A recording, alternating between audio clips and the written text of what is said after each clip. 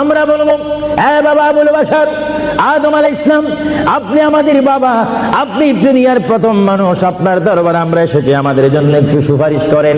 জোরে বলেন, কি করেন? আমাদের জন্য একটু সুপারিশ করেন। আল্লাহর দরবারে কাঁদেন। তিনি বলবে, লাস্তু লাস্তু হুনাকুম, লাস্তু হুনাকুম। তিনি চোখের পানি ছেড়ে দিবেন আর বলবেন, আমি নিজের জন্য আল্লাহর দরবারে কাঁদতে যে তোমাদের জন্য আমি কিচ্ছু করার নেই। তখন আমরা যাব নূহ আলাইহিস সালামের কাছে। নূহ আলাইহিস সালাম বলবে, আমি তোমাদের জন্য কিছু করতে পারবো না। তখন যাব আমরা ইব্রাহিম নবীর কাছে। ইব্রাহিম নবীও আমাদের জন্য কিছু করতে পারবে না। সমস্ত মানুষ আমরা পেরেশান হয়ে যাব। 12 সূর্যের তাপ আমাদের মাথার উপরে থাকবে, যে ময়দানের নাম হাসর। আমার মা বোনকে বলতেছি, আপনার সামনে কবর রয়েছে, কবরের পরে হাসর। আমার বাবারা বলতেছি, আপনার সামনে কবর, তারপরে হাসর।